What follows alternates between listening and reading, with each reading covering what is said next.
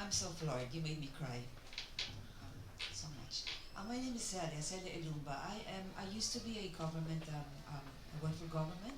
I retired and I'm now with the United Nations Industrial Development Organization. So a lot of the things that you were saying so far really resonates.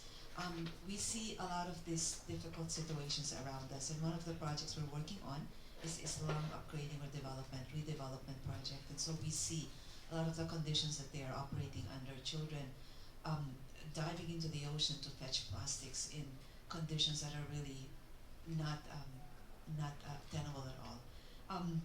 But I also learned a lot.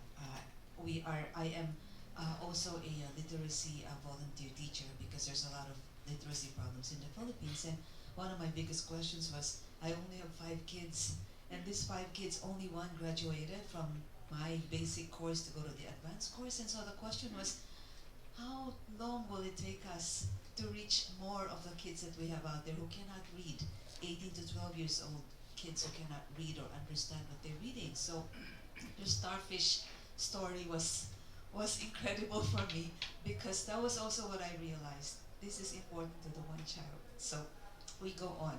Um, but certainly, I also understood why the kids who were in my class 1 minute would be so jubilant and so joyful and so wonderful to each other, and the next minute it's a quick turnaround. And so the whole trauma story that you have, or rather the program, resonates really strongly.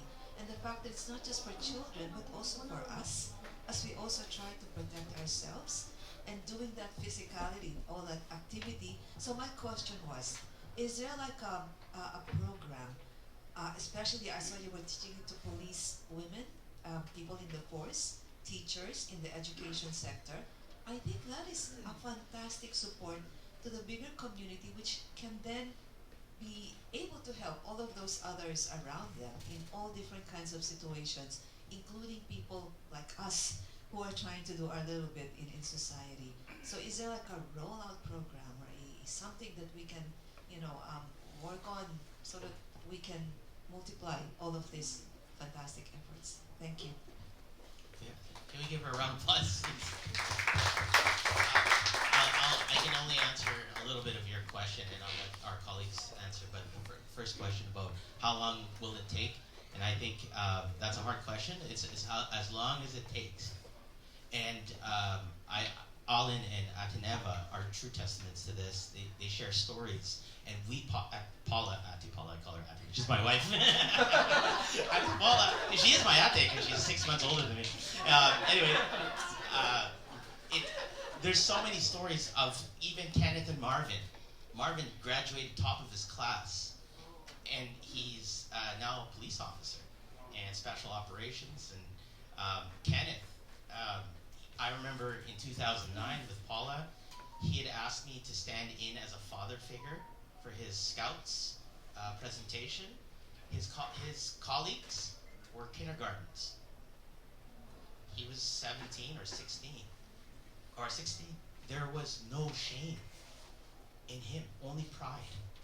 And that's the amazing talk about literacy. There's emotional literacy too. And I think that's what Streetlight also provides. It's grit, and here's something hopeful. Harvard study, if there's one positive human interaction from a trusted adult at one point in their life, they're 80% more likely to be resilient and carry on with their life. Yes, literacy is so important. We need to be able to read.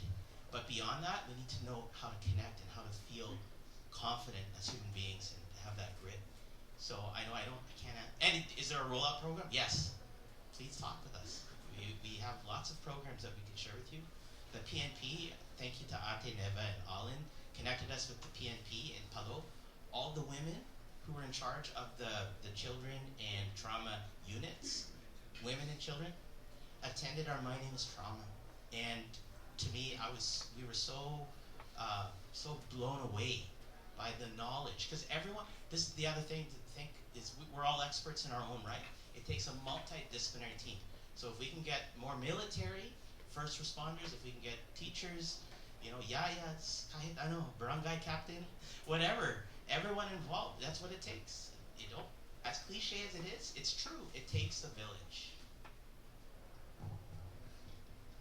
Yeah, no, I'll just echo what is said here, and based on like experience as well. It's Marvin's a really good example actually. Like he was brought to us. I don't know. I think you know, but he was brought to us in a police car. The police brought him to us.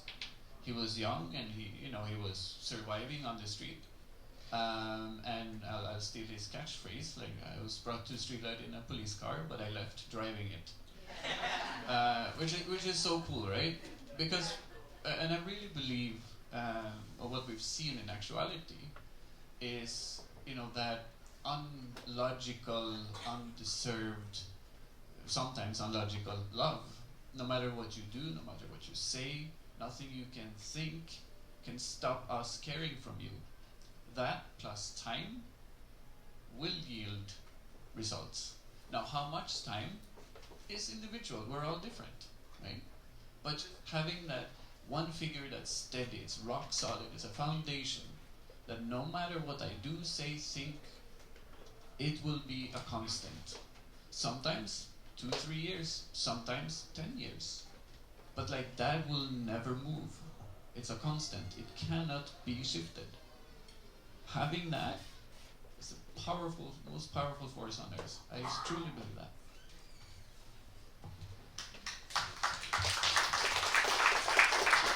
Marvin's pictures in the background. You'll see it later, but he's a police officer now in Streetlight, right? He's like the not for us. I hope not. So. Like his picture is in the wall of your office as a uniform. We celebrate like all the graduates, whether it's in a VocTech or college or high school, or celebrating victories, holding on to them, like any excuse for a party. And Ate never makes great cakes.